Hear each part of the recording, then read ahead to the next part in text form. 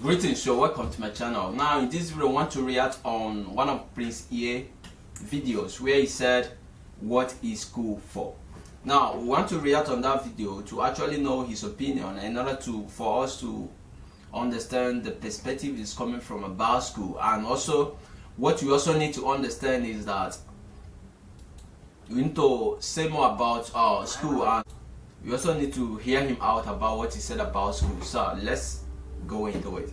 What is school for? Feel free to call me. What is school for? Feel free to call me slow, but I spent 16 years going to school, and I still don't know. When I finished, I didn't know how to do my own taxes, purchase a home, or apply for a loan. I didn't know a thing about investments, building credit, or getting a job. I graduated at the top of my class, and what did I have? This fancy diploma to sit at home with my mom. But luckily, they did teach me some important skills like factoring trinomials and how mitochondria is the powerhouse of the cell. I'm so happy I remember the Pythagorean theorem, because it helped me a lot. Okay, I'm lying. Let me stop. Because all the stuff they taught me, truthfully, Now, I want you to understand this part here. School does not teach us about investment. School focus on more of theoretical aspect of it. They don't teach us about anything that has to do with money and business. That's why we have English 101. We also have biology 202. We have chemistry 303. We don't have anything that has to do with money 101, or we don't have anything investments or something like loan. So school concentrates more on the theoretical aspect of it. They don't teach us how to make money. They actually. I'm so happy I remember the Pythagorean theorem, because it helped me a lot. Okay, I'm lying. Let me stop. Because all the stuff they taught me, truthfully, I forgot. Mom, remember when you would ask me, "What did you learn in school today?" And I would say, "Nothing much." I wasn't being modest. The truth about it, Mom, is I had already forgotten. And it's not just me. Millions of students sing the same song. How many of you guys avoid eye contact with the teacher to try not to get caught upon? Afraid to raise your hand for fear of being wrong, which proves that school isn't an environment for learning or building up the intellect. It's just a game you play for grades and how many A's you can collect. But I guess what do you expect when the most commonly asked question in class is this gonna be on the test? Is this gonna be on the test? See, if school put learning instead of testing and memorizing as the top standard, then the letter F would not stand for. No, this is the truth aspect of it. Now, we actually study to score A's and B's. We study, anything we are studying is to pass at the moment. We are not studying to learn. We are not studying to improve. School is not an environment for learning. Because if it is actually an environment for learning, anything that has to do with failure should be actually go and discover the answer. Make research on it. In order for you to find the answer, shouldn't be failure. So school itself, actually, the teachers there, we are concerned about the A's and the school and the B's. That's what we are concerned Class, about. and what did I have? This fancy diploma to sit at home with my mom. But luckily, they did teach me some important skills like factoring trinomials and how mitochondria is the powerhouse of the cell. I'm so happy I remember the Pythagorean theorem, because it helped me a lot. Okay, I'm lying. Let me stop. Because all the stuff they taught me, truthfully, I forgot. Mom, remember when you would ask me, "What did you learn in school today?" And I would say, "Nothing much." I wasn't being modest. The truth about it, Mom, is I had already forgotten. And it's not just me. Millions of students sing the same song. How many of you guys avoid eye contact with the teacher to try not to get caught upon? Afraid to raise your hand for fear of being wrong, which proves that school isn't an environment for learning or building up the intellect. It's just a game you play for grades and how many A's you can collect. But I guess what do you expect when the most commonly asked question in class is this gonna be on the test? Is this gonna be on the test?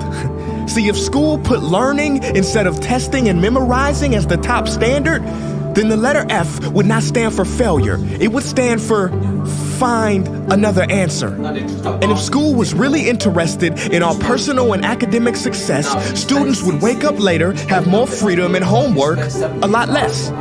And that's not my opinion. This conclusion has been scientifically tested and proven. And any teacher that doesn't believe me, feel free to check my works cited page to inspect. Oh, and I did it in MLA format because I know that's all you will accept. See, students would get more benefit from an extra hour of sleep than putting them through the torture of an extra essay, reading 150 pages, doing problems 1 through 60 on the worksheet, and having 3 projects due by the end of the week. Not only is it pointless pain, but it's also dim-witted, because we get so much work, but they don't teach the time management skills to deal with it.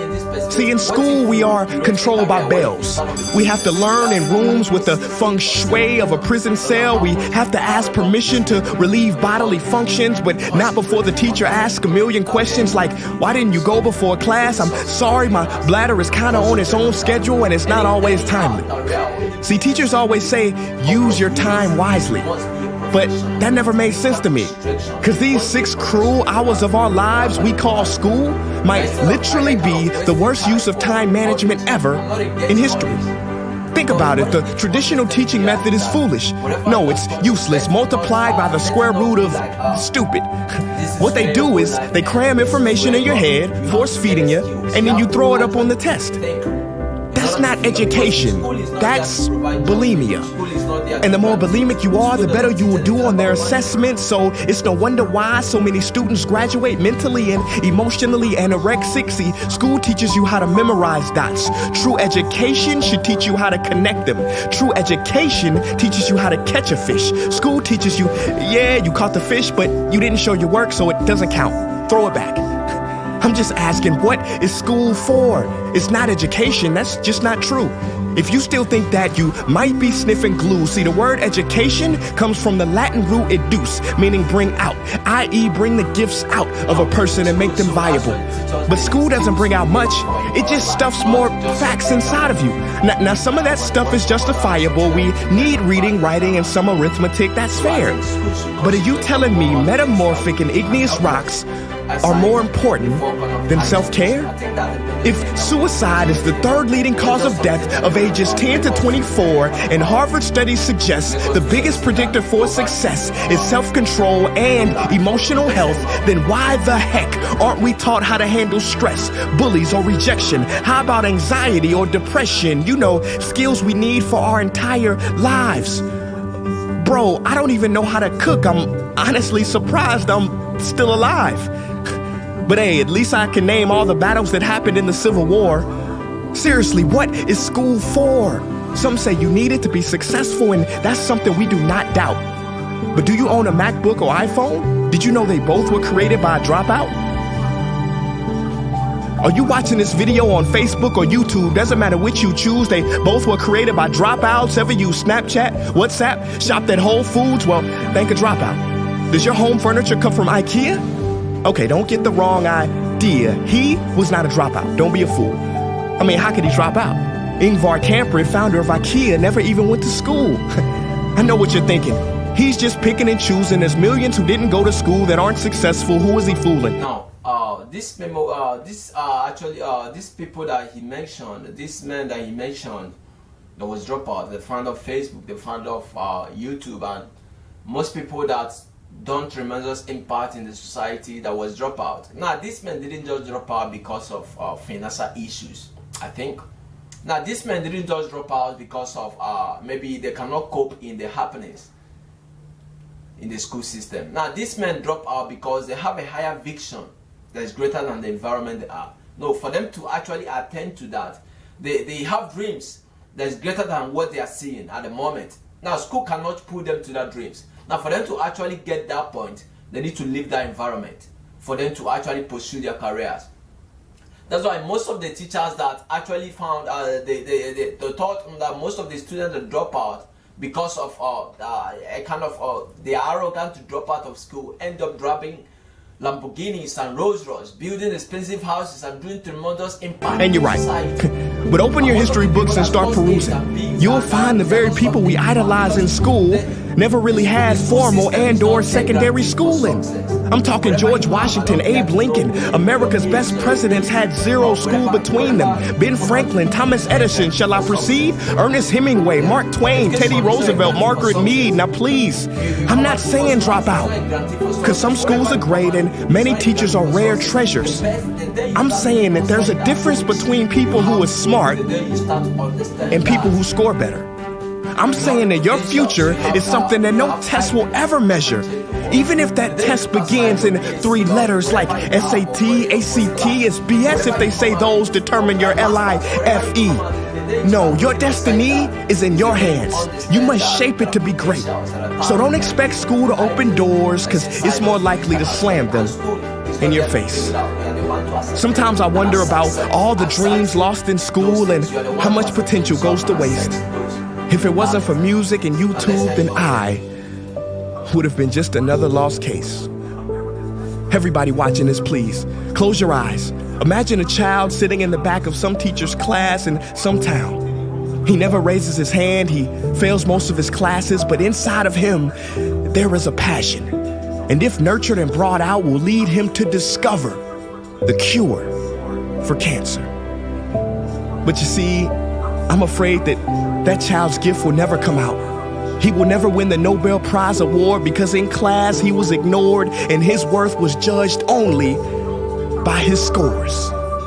So teachers, principals, parents, advisors, and students, I ask one more time, what is school for?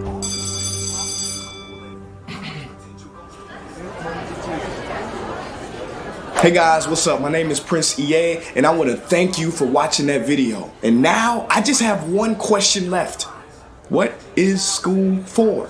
Don't you think it's time that we answer this question together? If you are a teacher, a parent, or a student, I urge you to check out the Innovation Playlist. What is the playlist? It is a program that any school can try for free. It's based on the best practices from educators around the world, and through its small steps, it can lead to big changes in your school.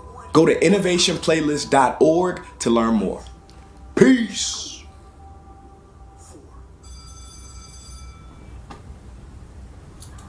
Now,